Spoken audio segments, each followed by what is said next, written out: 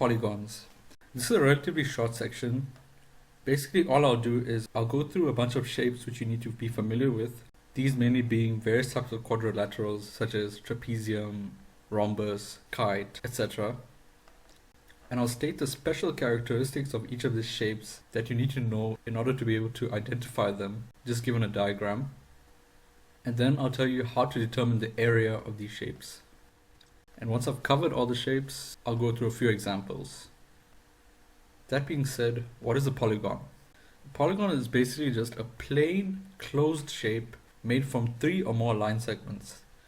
The most basic one of these is a triangle, which you've already seen a bunch of times before, and consists of 3 sides, one of which can be called the base, and the corner opposite to the base will be a certain perpendicular distance away from it. This corner being A in this case. And this perpendicular distance is known as the height. And as you already know, you determine the area of a triangle by saying half base times height.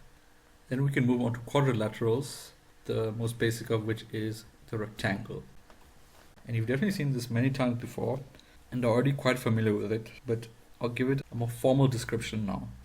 A rectangle consists of 2 pairs of opposite sides having the same length, as shown here with the longer line being designated with the single line notation and the shorter side being designated with the double line notation. Therefore, these 2 lines have the same length and these 2 lines have the same length. Then all interior angles, meaning this angle, this angle, this angle, and this angle, are 90 degrees. And the 2 diagonals, they bisect each other, meaning they touch each other at the halfway mark, and both of them have the same length. And in this case, the bottom side is a longer portion, and this would be the base. And the shorter side would be the height.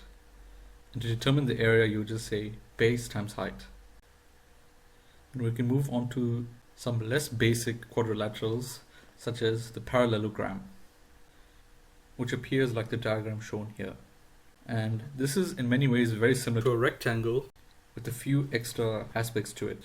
The first similarity is it consists of 2 pairs of parallel opposite sides of equal length, again indicated using the single line and the double line. Then one new aspect is, unlike the rectangle which only consisted of 90-degree interior angles, the parallelogram doesn't have any right angles and instead has 2 pairs of equal opposite angles, which have been indicated using alpha and beta in this diagram. So the angle in one corner will be equal to the angle in the opposite corner, and the same applies to the other 2 corners. Then lastly, just like for the rectangle, the 2 diagonals would bisect each other, but this time they won't have the same length. And like the rectangle, you'd calculate the area by saying base times height. Next, let's look at a rhombus, which is shown by the shape HIJK over here. The rhombus, while definitely similar to the rectangle, I think a better way to think of it is as the parallelogram version of a square. So firstly, it consists of 2 pairs of parallel opposite sides, just like the rectangle and just like a square. And what makes it much more similar to a square is the fact that all 4 sides have the same length. Then in a similar manner to the parallelogram, it consists of 2 pairs of opposite angles at its corners. And again, the 2 diagonals bisect each other. But something new here is that for a rhombus, the diagonals bisect each other at 90 degrees, meaning that the 4 portions that the 2 diagonals split the shape into are all right angle triangles. And lastly, you determine the area by saying half times the product of the lengths of the 2 diagonals, meaning in this case half times hj times ik. Next we can look at the trapezium. And there aren't that many characteristics you need to know about a trapezium. Just the main one is that it's a quadrilateral with only 1 pair of parallel sides. So as you can see over here, the other 2 sides are not parallel in any way. Then something I didn't show in this diagram is that these two side portions won't necessarily be the exact same. So in my diagram, I just kind of kept the top portion and the bottom portion symmetrical. But a trapezium could have the top portion, say, a little bit to the left or a little bit to the right, meaning that these two side portions wouldn't really be the same. And one of the examples I'll go through later will include such a trapezium. Then last thing to know about trapezium is how to determine the area. And you calculate it by saying half times the sum of the length of the top side and the bottom side parallel to it times the perpendicular height. Then the last polygon to know about is a kite. And a kite is described as a quadrilateral with two pairs of adjacent sides of equal lengths. By adjacent, it means two sides directly next to each other.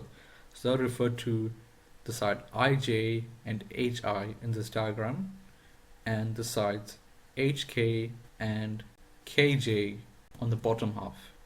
Then regarding the internal angles, it consists of one pair of equal opposite angles, and this refers to the angles between the unequal sides, meaning these two angles, since this side and this side have different lengths. Then the diagonals cut each other at angles of 90 degrees. Wait, I guess the word bisect isn't entirely accurate, since only one of the diagonals is bisected. The other isn't really cut into halfway. But anyway, you just need to know that they cut each other at 90 degrees. So in a question, for example, you could use this fact given the length of the diagonals to determine the length of the outer edge using Pythagoras' theorem. Then lastly, to determine the area, you'd say half times the product of the two diagonals, in this case half times hj and ik. And those are all the polygons you need to know about. And while I'll cover a few examples now, I'll suggest go through a bunch more by yourself in your own time, so you're able to memorize especially all these area equations, because you won't be given these in the exam. Then let's move on to an example. The rhombus KLMN has the side LM with a length of 2,5a, then the diagonals intersect at point X with the length of the side MX, meaning half of one of the diagonals, being equal to a. Given this information, determine the area of KLMN in terms of a. So to answer the question, you first need to remember a few things about a rhombus. First and foremost is that all the sides have exactly the same length, meaning all these sides would be 2,5a. And we'll use this fact pretty soon. Then the question asks us to determine the area of KLMN. So the area of a rhombus is determined by saying half times the length of one diagonal times the length of the other diagonal. So first, let's replace these diagonal terms with the sides that will represent the diagonals. You can look again at the diagram. So one diagonal would be the side KM and the other would be the side LN. Then what are the values of KM and LN? So KM, we know that half of it is A, therefore the whole of it would be 2A. And for LN, we don't really know its value yet, so just leave it blank for now. So now the only thing we need to do is determine the length of ln. So going back to the diagram, we know that the diagonals all intersect at angles of 90 degrees. Therefore, these four triangles are all right angle triangles. Therefore, I can use this triangle and the fact that we know the length of the hypotenuse and this side to apply the Pythagoras theorem to determine this length. Therefore, xl squared would be equal to 2,5a squared minus a squared. And taking the square root on both sides gives xl is equal to square root of 2,5a squared minus a squared. And when you expand and simplify this, you end up getting square root of 5,25 a squared, which finally simplifies down to square root of 21 over 2 times a. So now we have the value of half of the side ln.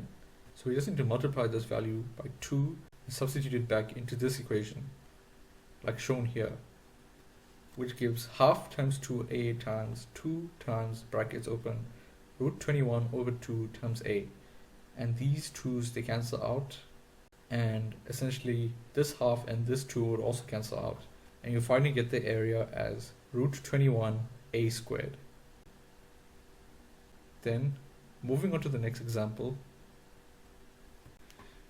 for the trapezium shown in the diagram below, if the ratio of a to b to c is equal to 4 to 6 to 3 and the area of the trapezium is 375 meters squared, what are the values of lengths a, b, and c? We can start off with the equation for the area of a trapezium, which would be half times sum of parallel sides, a and b in this case, times height, which is represented by c. And in the question they told us that the area would be equal to 375 meters squared. So we can equate the equation to that value. And throughout these sort of questions, it's always important to note the presence of units, because you'll definitely lose marks if you don't include them in your answer. Then next, we don't have actual values for a, b, and c, but we can represent them in terms of an arbitrary variable, which I'll choose as the letter y. Since they told us the ratio is 4 to 6 to 3, I just multiplied each of these numbers by the variable y, just to give some representation of the lengths that we can use in the area equation, which would be 4y, 6y, and 3y. Then just sub these back into the area equation, which is half times 10y times 3y, which comes to 5y times 3y, or in other words, 15y squared. Then you equate this to 375, divide both sides by 15, and solve for y by taking the square root of 25, which gives a value of 5 or negative 5, but since we're dealing with lengths, it has to be a positive value.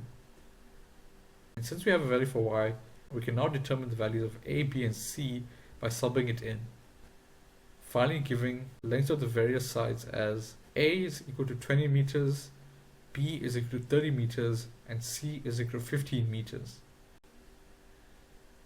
We can now move on to the similarity section. Similarity. I covered similarity a bit already under the revision section, so I already have a pretty basic understanding of it. So what's going to be new for grade 12 is we're going to apply it to triangles. So we're going to look at similarity of triangles, which again, we did look at it a bit before, but then now we'll look at it in a little bit more detail, and which will involve 2 new proofs. So that being said, just as a reminder, here are the conditions that 2 polygons need to satisfy for them to be described as being similar. The first is if they have the same interior angles, more specifically the same corresponding interior angles. And the second condition is if all pairs of corresponding sides across the 2 shapes are in the same proportion. And an important thing to remember is that for 2 shapes to be considered similar, both of the conditions have to be true. Then let's look at one example just to refresh some of the concepts. The question says that the 2 quadrilaterals LMNO and ABCD are similar. And from the diagrams we can tell the lengths of some of the sides, such as LM, which is 24, ON, which is 15, BA or AB, which is 30, and BC, which is 25. Then, given all this information, the question asks, what are the values of X, Y, Z, and alpha? Cool. So I'll start off by determining the value of X. And one new aspect in this example is the fact that now we have two shapes that are similar and one is the reflection of the other. So it's not as straightforward as other similarity questions I've looked at, or even just the questions under the ratio and proportionality section. Because in every case, when we had two similar shapes, usually they had the exact same orientation and then one was just a little bigger than the other. But this time, yes indeed, one is bigger than the other, but then it's also a reflection of the other. But that's not a big stress, because we just have to correctly identify the pairs of corresponding sides. So the starting point can be, we can look at this little pointy bit, which would clearly correspond for the two. So vertex M corresponds to vertex B. Then the side immediately below it is L on LMNO, and this would correspond to A on ABCD.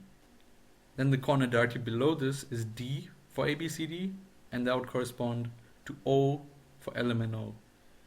And then the last corner is the one directly beneath the pointy one, which is N for LMNO and corresponds to corner C for ABCD. And then to get X, we can use the fact that they told us the two shapes are similar, therefore corresponding sides will be in the same proportion. So the corresponding sides for which we have the most information are the top one, LM and AB, and of course it makes sense to use the X side as well, so we can solve for it. So based on that, I'll just take the ratio of X over 24 and equate it to 25 over 30. Then solving for X gives X as 20. Then we can try another side. I'll go for Y, since we have the value of the corresponding side on the smaller shape. So I'll say Y over 25 is equal to 15 over X. And we just determined X as 20, so this would be equal to 15 over 20. Then rearrange and solve for Y, and this gives Y as 18,75. Then next I'll determine the value of Z, this side. So I'll need to apply some deduction over here to determine the value of Z, because we don't have the length of the corresponding side on the smaller shape. But what is clear is that since the line notation is used on these two sides, that just means that side LO has the same length as side ON. So it also has a length of 15. And applying that logic to this shape would mean that Z would just have the same value as Y, which is 18,75. And the last one to determine is alpha. So alpha is here, and it seems like it doesn't represent the length of a side, but this time it represents an angle. And since we know that the corner L corresponds to corner A, that means alpha would just be this angle of 120 degrees. And that finishes up the question. We can now move on to similarity of triangles.